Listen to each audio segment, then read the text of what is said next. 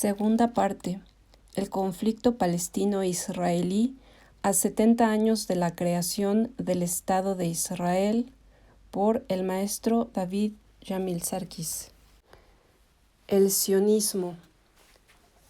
El término fue acuñado por un judío vienés hacia 1885, Nathan Birnbaum, quien tomó el nombre de Sion, empleado por algunos judíos como sinónimo de Jerusalén, para referir el movimiento doctrinario que sugería como respuesta al antisemitismo un retorno masivo de judíos a su lugar de origen. Fue, como sugiere Schleim, la respuesta a la dispersión de los judíos por varios países en los que eran minoría y a las presiones locales en su contra, retomando ideas de Moses Hess sobre un retorno de todos los judíos a su lugar de origen para crear su propio Estado.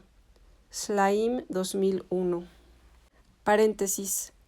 Moses Hess, 1812-1875, fue un filósofo alemán precursor de lo que después se conocería como sionismo y sionismo socialista antes que se convirtiera en una corriente política.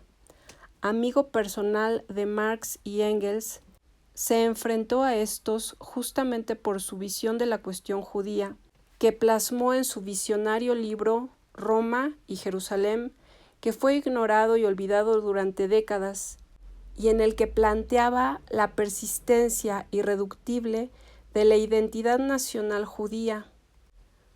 Puede decirse, por tanto, que el factor distorsionante de mayor relevancia en el proceso migratorio de los judíos hacia Palestina fue el sionismo renovado a fines del siglo XIX como respuesta al nacionalismo exacerbado de los europeos, causante de un creciente antisemitismo, que llevó a la fundación del Congreso Sionista, el cual recogería las inquietudes generadas por las persecuciones en contra de los judíos y retomaría la idea de que el pueblo judío, como cualquier otro, debería tener su propio Estado nacional, es decir, una extensión de territorio poblado esencialmente por judíos con capacidad de autogestión, tal como Theodor Herzl, promotor del movimiento sionista, escribió al respecto en 1896.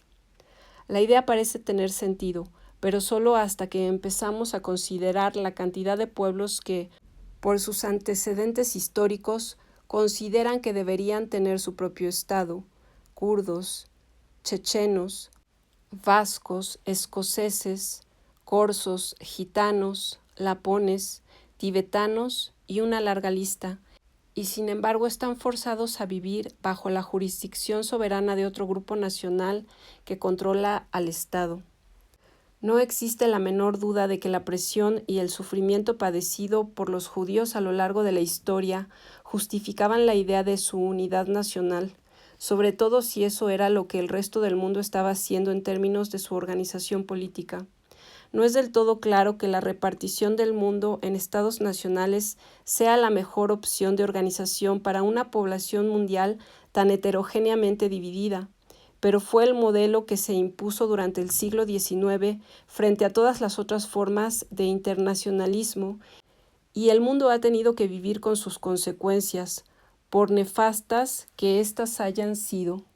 Y mientras más acrecentado se vuelve el nacionalismo, menos viables se hacen otras formas de organización colectiva y de convivencia, como el cosmopolitismo o el multiculturalismo.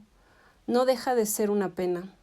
La opción preferida por los sionistas para el establecimiento de su hogar nacional fue Palestina, por las raíces históricas del pueblo judío, a pesar de que, como ya hemos señalado, hubo varias otras propuestas considerando territorios en los que no se tendría que desplazar a ningún otro pueblo para que se establecieran en ellos los judíos, por lo que los sionistas volvieron a promover la idea de su hogar nacional judío a finales del siglo XIX. Aparentemente lo habían hecho 60 años antes sin mucho éxito. Luego de la celebración de su primer congreso en 1897, en Basilea, Suiza, donde se aprobó el siguiente programa de acción tendiente a la construcción de un hogar nacional judío. 1. Fomento del desarrollo práctico de Palestina mediante su asentamiento por judíos campesinos, artesanos y profesionales. 2. Organización de la judería mediante eficientes entidades locales y generales conforme a las leyes de cada país. 3. Fortalecimiento del sentimiento nacional y la conciencia nacionalista judíos. 4. Adopción de acciones preparatorias para obtener de los gobiernos los consentimientos necesarios para alcanzar la meta del sionismo. Adicionalmente, para el logro de estos fines, el Quinto Congreso Sionista de 1901 en Basilea fundó The Jewish National Fund, JNF, para comprar y desarrollar tierras en Palestina. Sus estatutos obligan al fondo privado a dedicarse solo a la promoción del suelo para el asentamiento judío.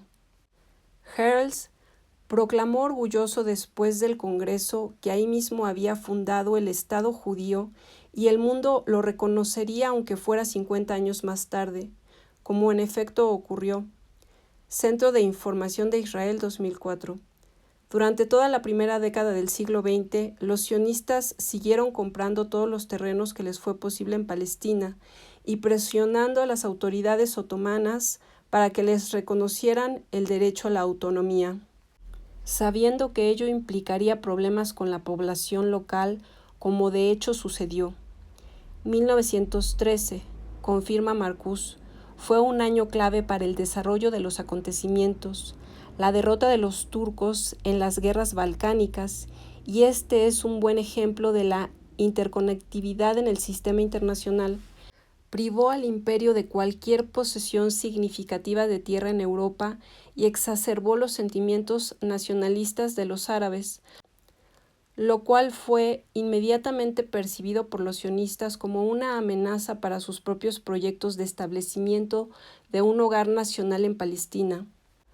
Arthur Ruppin, un judío alemán, comisionado sionista en Palestina, envió un revelador telegrama a los líderes del Congreso sionista, advirtiendo del peligro que significaba para sus planes el desarrollo de los acontecimientos en los Balcanes y sus consecuencias para el resto del Imperio Otomano. Marcuse, 2008.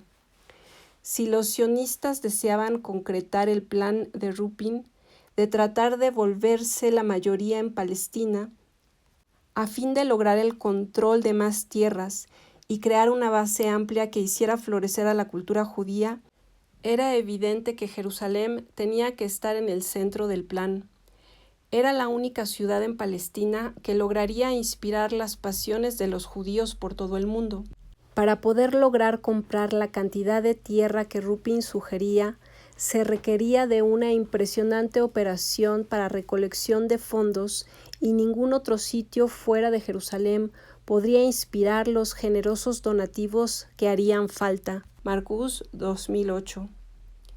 Ese mismo año, Ruhi Khalidi, un famoso intelectual palestino, escribió un manuscrito titulado El sionismo y la cuestión sionista, que no llegó a publicar, pero que recoge la experiencia directa de sus visitas a las comunidades judías de Palestina y está guardado en la biblioteca que su familia todavía tiene en Jerusalén.